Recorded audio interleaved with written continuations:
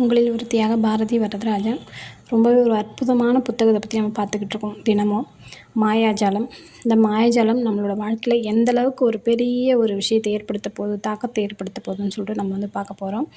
இதோட அடுத்த பகுதி என்னென்னு பார்த்தீங்கன்னா, ஒரு மாயாஜாலமான புத்தகம் அப்படின்னு சொல்லிட்டு கொண்டு வந்திருக்காங்க. அதாவது ஜான் எஃப் கென்னடி அப்படின்றவர் வந்துட்டு அமெரிக்காவோட 35வது அதிபர், பிரசிடெண்ட். அவர் வந்து சொல்லியிருக்காரு, நாம் நம்முடைய நன்றியை வெளிப்படுத்தும் போது வெறும் வார்த்தைகளை உதிர்ப்பது மிக உயர்ந்த பாராட்டு அல்ல, மாறாக அவற்றை கடைப்பிடித்து ஒழுகுவது தான் என்பதை நாம் ஒருபோதும் மறக்கக்கூடாது அப்படின்னு சொல்கிறாரு. அதாவது நன்றி அப்படின்னு சாதாரணமாக சொல்லாமல் உள்ளார்ந்து சொல்லணும், மனதளவில் வந்து சொல்லணும் அப்படின்னு சொல்கிறாரு.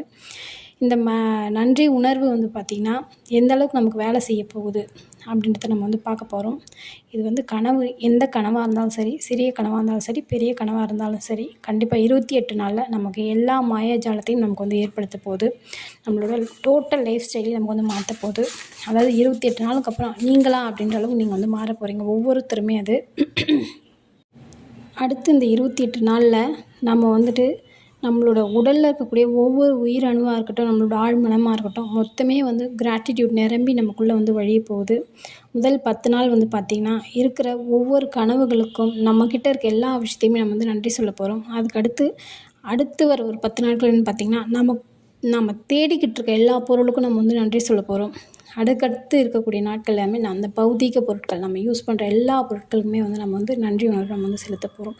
இது மாதிரி மாறி மாறி நம்ம செய்யும் போது இந்த 28 நாளில் நம்மளோட லைஃப் வந்து டோட்டலாகவே வந்துட்டு பெரிய பெரிய பெரிய பெரிய ஒரு சேஞ்சஸ் வந்து நமக்குள்ளே கிடைக்க போகுது. இந்த சேஞ்சஸ் கண்டிப்பாக எங்கேயுமே கிடைக்காத ஒன்று. இந்த அபரிமிதம் எல்லாருக்குமே கிடைக்கும் கண்டிப்பாக. வாங்க இதுக்கு அடுத்து என்னென்ன நடக்க போகுதுன்றதை பார்க்கலாம். Thank you friends. உங்களோட ஃபீட்பேக்கை கமெண்ட்டில் சொல்லுங்கள். தேங்க்யூ. ஷேர் பண்ணுங்கள், லைக் பண்ணுங்கள், சப்ஸ்கிரைப் பண்ணுங்கள். Thank you all. Thank you universe.